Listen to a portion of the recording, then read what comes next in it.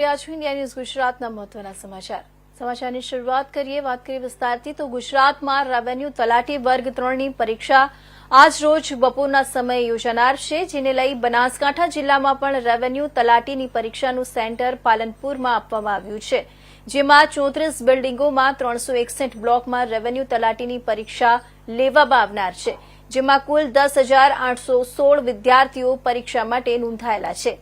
Revenue તલાટીની પરીક્ષામાં કોઈ વિદ્યાર્થીને તકલીફ ન પડે તે માટે બનાસકાંઠા વહીવટી તંત્ર દ્વારા તમામ તૈયારીઓ કરી દેવામાં આવી છે। 2 થી 5 દરમિયાન આ પરીક્ષા યોજાનાર છે, જેમાં વિદ્યાર્થીઓ શાંતિપૂર્ણ માહોલમાં પરીક્ષા આપશે। વિદ્યાર્થીઓ સવારથી જ પોતાના પરીક્ષા સેન્ટરની બહાર પરીક્ષા આપવા માટે આવી ગયા હતા।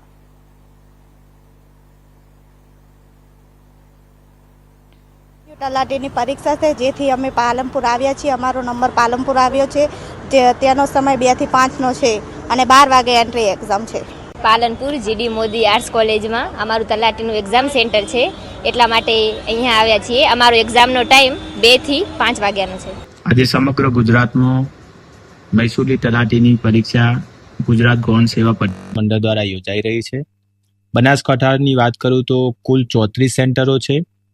એ માટે તમામ કેન્દ્રો ઉપર યોગ્ય રીતે વ્યવસ્થા કરેલી છે। તમામ જે 34 સેન્ટરો છે એ પાલનપુર તાલુકામાં જ આવેલા છે, એટલે કે શહેરી વિસ્તારમાં આવેલા છે, જેથી બાળકોને સરળતાથી પરીક્ષા કેન્દ્રો ઉપર જઈ શકાય। આશરે કુલ 10,000 જેટલા બાળકો બનાસકાંઠાની અંદર આજે પરીક્ષા આપશે। પરીક્ષાનો સમય 2 થી 5નો છે। તમામ કેન્દ્રો ઉપર પરીક્ષા કેન્દ્ર નિયામકની નિમણૂક કરેલી છે। તેમના હાથ નીચે સુપરવાઇઝરો, તકેદારી સુપરવાઇઝરો, ઇન્વિજિલેટરો, સુપરવાઇઝરો, સેવકો તમામની વ્યવસ્થા કરેલી છે। મંડળના પ્રતિનિધિ તરીકે વર્ગ 2ના અધિકારી માનનીય કલેક્ટર સાહેબ દ્વારા કરવામાં આવેલી છે। તમામ પરીક્ષા સુચારુ રીતે યોજાય, કોઈ પણ પ્રકારની ગેરરીતિ ન થાય માટે કાળજી લેવામાં આવનાર છે।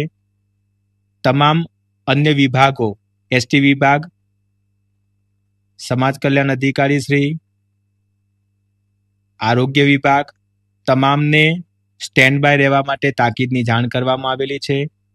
માનનીય કલેક્ટર સાહેબ શ્રી બનાસકાંઠા દ્વારા સમગ્ર માર્ગદર્શન અમને આપવામાં આવેલું છે અને એમના વડપણ હેઠળ સમગ્ર પરીક્ષા આજે યોજાઈ રહી છે। આ પરીક્ષામાં એક અન્ય રીતે મંડળ દ્વારા એક વિશેષ વ્યવસ્થા કરવામાં આવેલી છે, જે તમામ કેન્દ્રોને સીસીટીવી છે એ લાઈવ કરવામાં આવેલા છે અને ગાંધીનગરથી ડેશબોર્ડ ઉપર સમગ્ર સીસીટીવીની જે મૂવમેન્ટ છે એ જોવામાં આવી રહી છે। તો અમીરગઢ